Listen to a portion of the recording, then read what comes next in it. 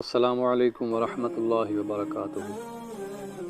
ناظرین، جب سے دنیا قائم ہوئی ہے، حضرت آدم علیہ السلام کی نسل بڑھتی اور پھیلتی گئی۔ انسان دو حصوں میں تقسیم ہو گیا، کسی نے نیکی کی راہ اختیار کی تو کسی نے بدی کا راستہ اپنایا۔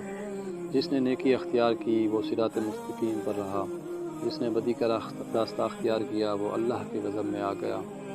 صراط مستقیم پر چلنے والوں کی تعداد ہمیشہ کم رہی، گمراہ انسانوں کی تعداد زیادہ رہی۔ ان گمراہ لوگوں کو راہ راست پر لانے کے لیے اللہ کے نبی آتے رہے۔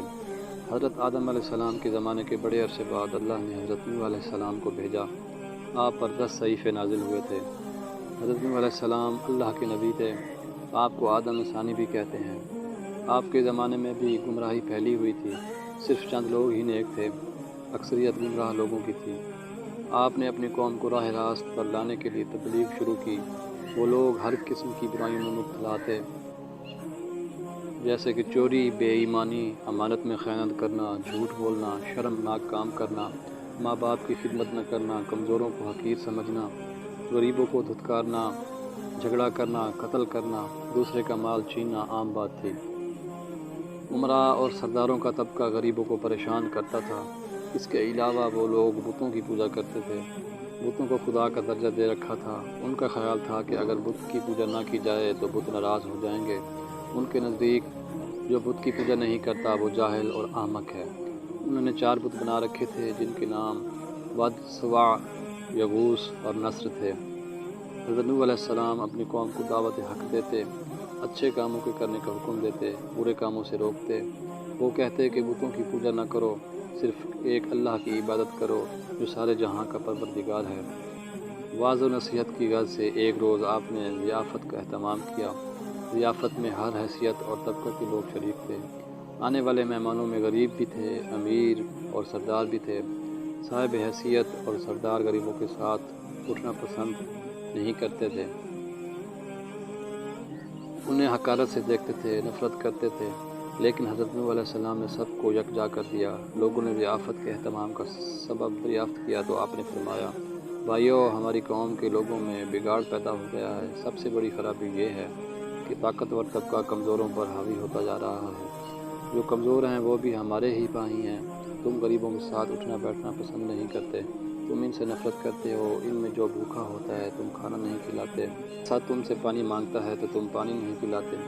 اگر کوئی بیمار ہو جاتا تو تم ان کی عیادت نہیں کرتے، تم اپنے ماں باپ کی خدمت نہیں کرتے، دوسروں کا مال ناجائز طور پر کھاتے ہو، دوسرے کی ملکیت پر قبضہ کرتے ہو۔ یہ تمام شیطانی کام ہیں۔ اس کے علاوہ تم اپنے ہاتھوں سے بنائے ہوئے بتوں کی پوجا کرتے ہو۔ یہ بت تو تمہاری ہی طرح مخلوق ہیں اور یہ تو تم سے بھی کم تر ہیں۔ یہ کہاں کی عقل مندی ہے؟ میں تمہیں ایک بڑے عذاب کی خبر دینے آیا ہوں۔ مہمانوں میں سے ایک شخص نے کہا، عجیب شخص ہے، ہمیں کہنے چلا ہے کہ اپنے معبودوں کو چھوڑ دیں، عبادت نہ کریں۔ حضرت نوح علیہ السلام بولے، میں یہ نہیں کہتا کہ عبادت چھوڑ دو، عبادت کرو صرف اس ہستی کی جس نے ساری دنیا پیدا کی ہے، جو مارتا ہے اور جلاتا ہے۔ ایک نے کہا، نوح، تو ایسا کہتے ہی رہتے ہیں، ہم اپنے معبودوں کی خلاف باتیں سننے کے لیے نہیں آئے، ہم تو وہ کرتے ہیں جو ہمارے باپ دادا کیا کرتے تھے۔ آخر میں لوگ مجلس سے اٹھ کر جانے لگے۔ ایک مرتبہ حضرت نوح علیہ السلام ایک راستے سے گزر رہے تھے کہ ایک بوڑھا نظر آیا۔ وہ بہت لاغر تھا، چلنے کی تاب نہیں تھی۔ حضرت نوح علیہ السلام نے دریافت کیا کہ تم اس حال میں راستہ میں کیوں پڑے ہو؟ کیا تمہارا کوئی گھر نہیں ہے؟ بوڑھے نے جواب دیا کہ میرے 7 بیٹے ہیں، انہوں نے بڑھاپے کے سبب مجھے گھر سے نکال دیا ہے، میرے پاس کھانے کے لیے بھی کچھ نہیں ہے۔ حضرت نوح علیہ السلام اسے اپنے گھر لے گئے اور کہا کہ تم اس گھر میں رہو، میں تمہیں کھانا دیا کروں گا۔ آپ نے دعا کی تو ایک اجنبی شخص گھر میں داخل ہوا۔ اس کے ہاتھ میں ایک خوان تھا، اس میں ہر قسم کے کھانے تھے۔ اس نے حضرت سے فرمایا کہ یہ کھانا میں آپ کے مہمان کے لیے لایا ہوں، اسے کھلا دیں۔ اس نے کہا کہ اللہ کسی کو کبھی بھوکا نہیں سلاتا۔ وہ بوڑھا حضرت نوح علیہ السلام پر ایمان لے آیا۔